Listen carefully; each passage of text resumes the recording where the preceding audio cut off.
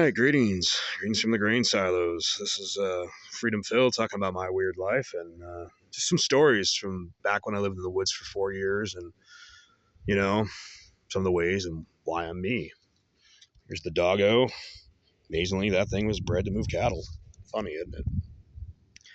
And I get to thinking about it and like some of the different fires we did. Now, let's talk about the whole campfire era, how that worked out before we get into some of the places.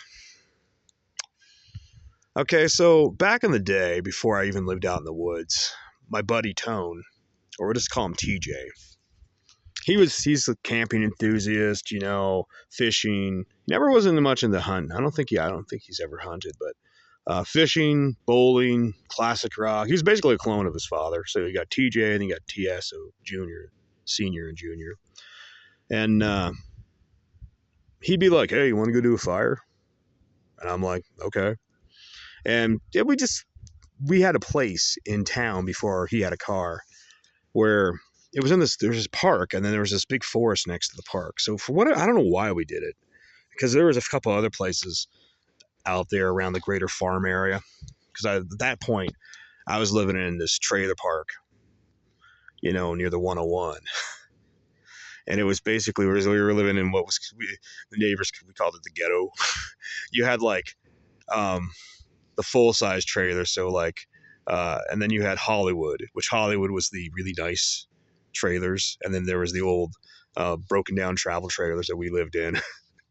And we used to get like case of beer and then go just do a fire somewhere, BS, talk, whatnot. And eventually, for whatever reason, we just got to have shovels, and we went down to that forest, and we dug this pit, like this big oval pit. Wasn't too huge, but it was big enough for a handful of people to hang out. And in the middle of it, not the middle, but the one side, we dug a hole for a fire pit. And so it would keep the wind from being too much of an issue, which the wind wasn't hugely an issue. And at that place, because it was near, it had these duck ponds and stuff.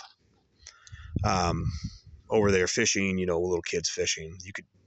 You could hear the ducks occasionally, or the geese making noise. Middle of the night, a lot of frogs. Really cool place, looking back at it. I always thought it'd be cool to kind of build something like that again, but the rest of the buddies were like, why would we do that when we could just hop in the car and go anywhere? And I'm like, I don't know. It'd be kind of cool to have a place that's, our own. Even though there's nothing wrong with just going out and pick a hill, any hill, and have a good time.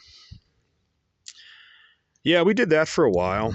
But then eventually, once TJ got back on his feet, because at one point he was living at the party pit.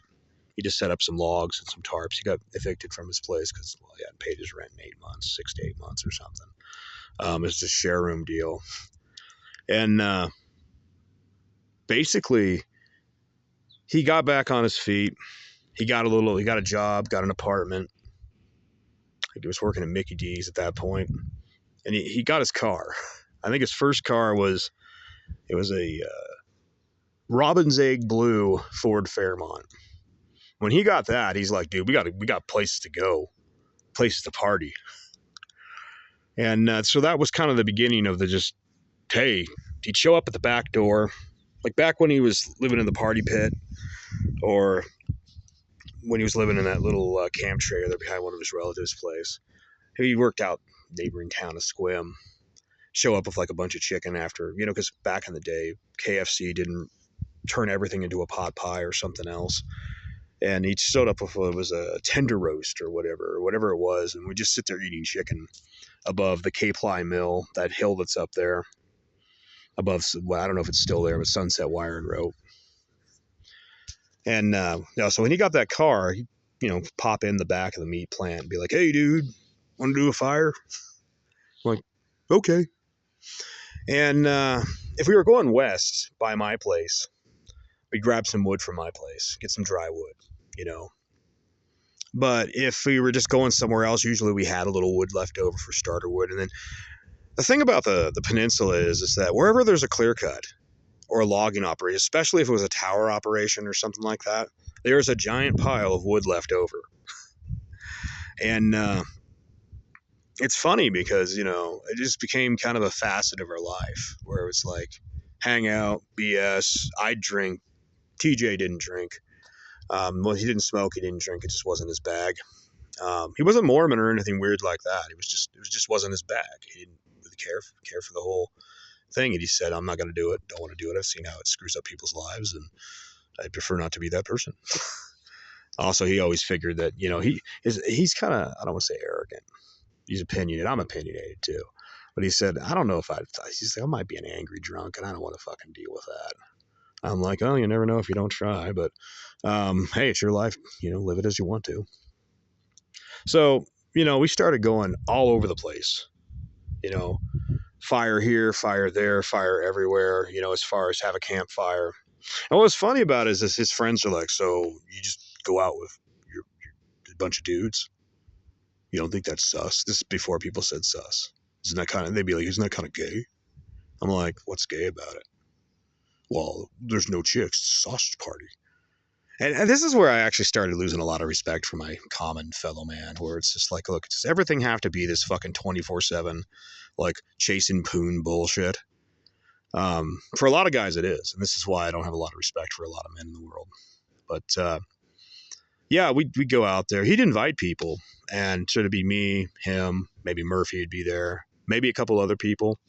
We'd hang out, have some good times, BS, talk about stuff, talk about sports, listen to the radio. And it was just kind of a nice relief from the general whatever.